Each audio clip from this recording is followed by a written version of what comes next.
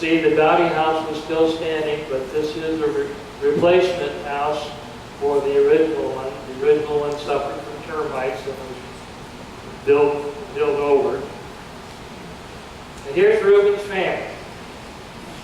They had 9 children. One of these, Abraham, died in infancy, and the remainder lived to grow up and marry. The oldest child, Elizabeth and Alan Miller, they had 6 children. Here's a family photo from about 1929, thanks to Gayla Miller Cox. Gayla, could you raise your hand? Who was a member of the family of the oldest girl, Maddie.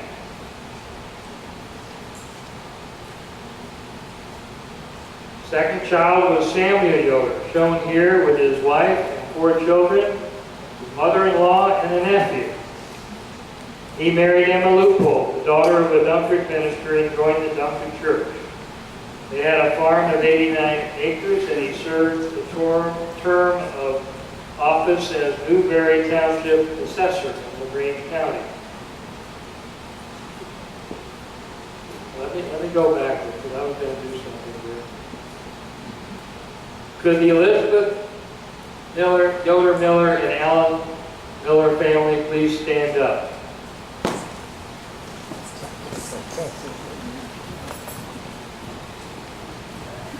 Let's have a round of applause for them.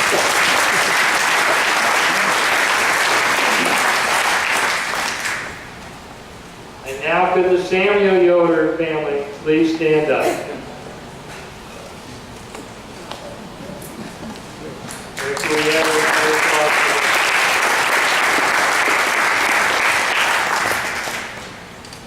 Daniel Yoder, known as DR, was a Goshen businessman, and he married Etta Cripe. He had 2 boys, one of whom went west to California early on, and the other one stayed in Goshen and became chairman of the State Public Service Commission of Indiana. Would the Daniel Yoder family please stand up?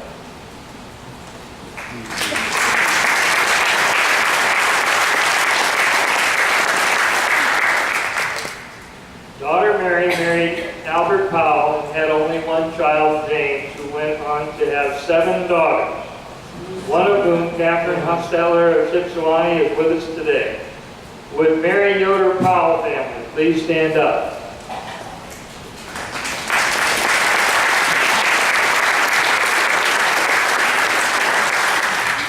Now, thanks to Mary's family, we've been able to add to the Reuben book a letter he sent to his grandson, James, explaining why the Amish people would not uphold war.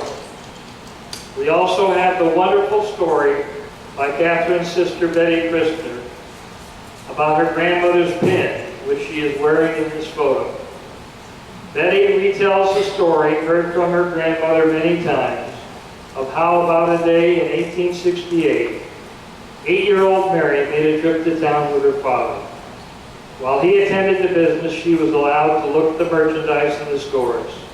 He returned to find her standing with her eyes fastened on a shawl pin. "Please, Father, I want you to buy me that pin." Reuben replied, "Now, Mary, you don't want that."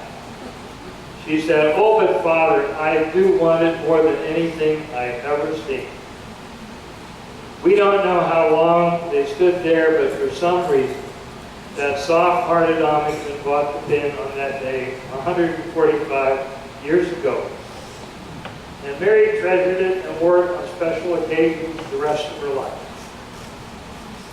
Reuben had the reputation for being close with the dollar, but after her speech at the 1983 reunion, Rachel Kreider was approached by one of his granddaughters, who told how, when Rachel's father, Reverend S.E. Weaver, was starting up in the ministry and had trouble supporting his family, Reuben would slip him some money on condition that he not tell anyone he had done that. Fifth child, Minnow Yoder. Here's a picture of the family about 1897. Minnow farmed in Kansas and Arkansas before settling down locally. He and his wife, Carrie, had 10 children. Will the Menno Yoder family please stand up?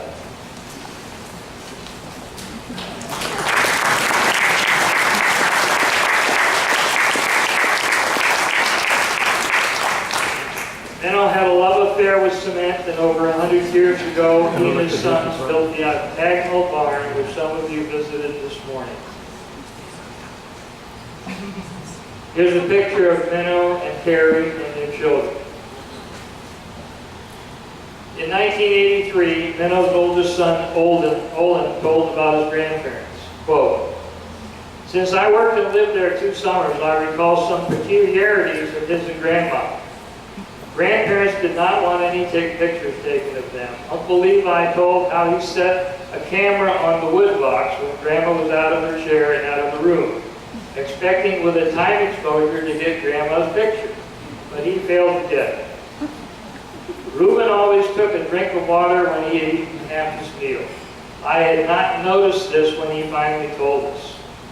Grace before, or prayer before a meal at table was in German. They, as well as Uncle Mo's and Uncle Levi's family, were members of the Forks Church. And that church was called years ago, when they first worshipped there, Forks Amish Mennonite Church. I saw the buggy that Reuben used, and in order to tell how far it was to the Forks Church, he tied a ribbon to the spoke on the front wheel and counted the times the spoke went around from home to church. 5 miles. He never helped do the milking. His big hands were too big, or cow's teats too short. Grandpa did not help with any farm work. Parts of the 2 winters I helped cut wood, and then after wheat harvest in the summer, they had them with team and wagon haul wood for winter use to a big wood house, and Grandpa ranked the wood as I hauled it in, high and dry. Concerning Grandfather Reuben, sometime during the 2 years or so while I worked on his farm, I heard tell about Grandfather being at a blacksmith shop located in the vicinity of Shore Lake, Shore Mennonite Church, now located there.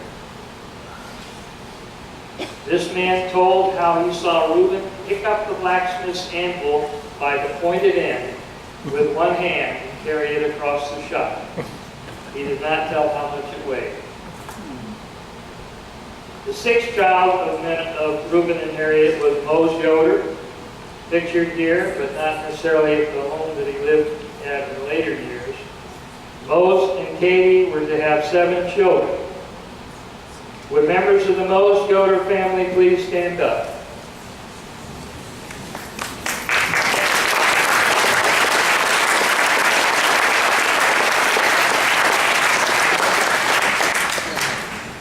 Again, I'd like to thank Ernie Miller for a picture from his family album. This is a young picture of Mose and Katie and their first 3 children, taken about 1894, and it's one I had not seen before.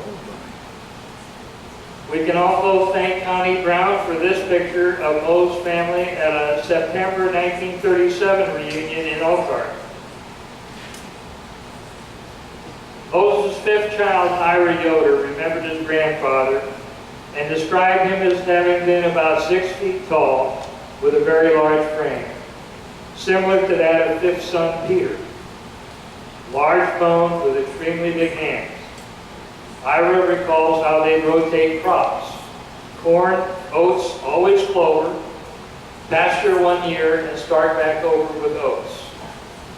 Ira remembers his grandmother Harriet being a small woman who every year made new wheat straw hats for all the grandchildren.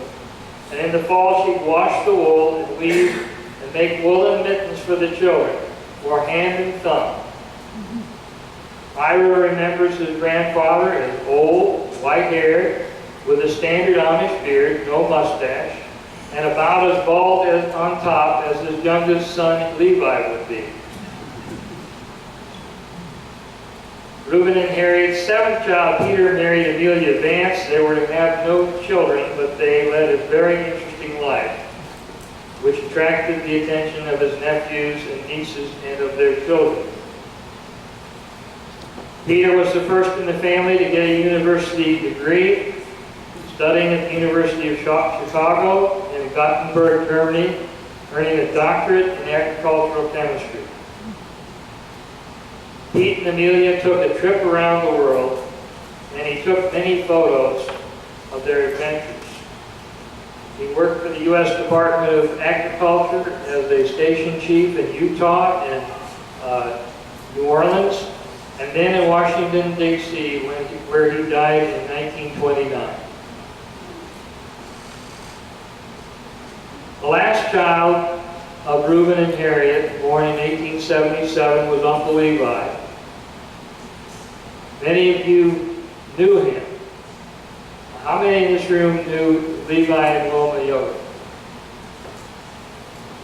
He's the only one of Reuben's children that I ever met. When my grandfather, Ray Yoder, died in 1962, someone brought him over to the funeral home in Elkhart for the viewing. Levi had a Firestone tire service station at the intersection of SR 13 and US 20. The sign from that shop was taken down and saved by Alvin and Charlie Miller, and is preserved today at the family farm 1 mile south of Forks Church. At the Pete Yoder farm, Pete and Denny, could you raise your hands? Somebody would like to go see it, just check with them and make the arrangements. They'd be glad to let you see it. Levi and Wilma had no children, but they adopted 3 children, one of whom has descendants, Eileen. Eileen came to our 1983 reunion, but none of her family was able to make it to this one. I'd like to thank Ernie Miller. I put out a call about a month ago for someone to help decorate the cemeteries, and last Sunday, he and his wife Sandy went around to each one and put flowers on each site, except for the one of Uncle Pete in Washington, which I inserted right there. But on the other ones, you can see the nice, beautiful flowers, and I thank him for that wonderful job.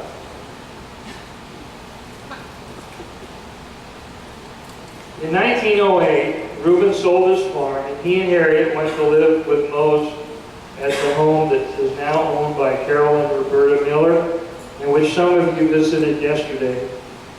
The old folks lived on the west side of the building, with the front room as a parlor, the middle room as a bedroom, and the back as a separate kitchen for their own use.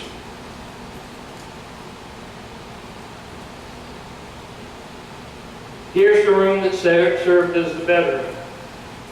Toward the end of her life, Grandma Yoder suffered quite a bit with health problems and was in great pain. Her legs would swell up with water, apparently dropsy. On October 20th, 1908, she lay in bed. Her pain had been intense. Almost 75 years later, her grandson Ira recalled the scene with tears in his eyes. The family was all gathered around her. Suddenly, the most beautiful smile he had ever seen came across his grandmother's face. This is the part where I break up. So. As she reached an arm high above the bed toward the ceiling as if she was grasping an unseen hand. With the smile still fixed on her face, a final breath escaped from her body and her arm fell back on the bedclothes. Grandma Yoder had passed on. A couple of nights later, Grandpa Reuben came out of his room and complained that he couldn't sleep because Grandma was still in the bed with him. As Reuben became older and more feeble, he still wanted to be of some help around the farm.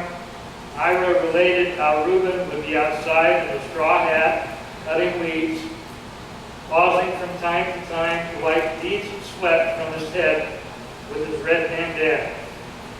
Although age took his toll, he remained fairly active well into his late years. In the spring of 1911, at the age of 80, he took a trip to Washington, D.C. to visit his son Peter, and stopped on the way back at several places in Pennsylvania before returning home. On Monday morning, March 18, 1912, at 12:30, Reuben Yoder died at his home. He had been ill for 7 weeks with Bright's disease, which is a kidney inflammation, and heart trouble. For the last 5 days of this time, he had been helpless, but was conscious until only a short time before his death.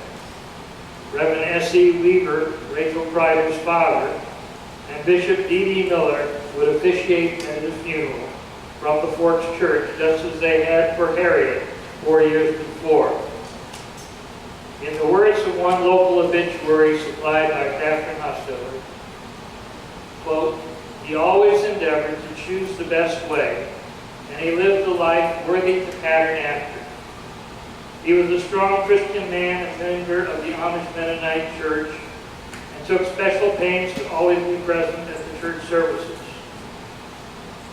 Reuben and Harriet were good examples to us all. They were loving parents and grandparents, hardworking, devout, and I think we all can be very proud of the heritage they have passed down to us. May God bless them, and may He continue to bless our family. Thank you."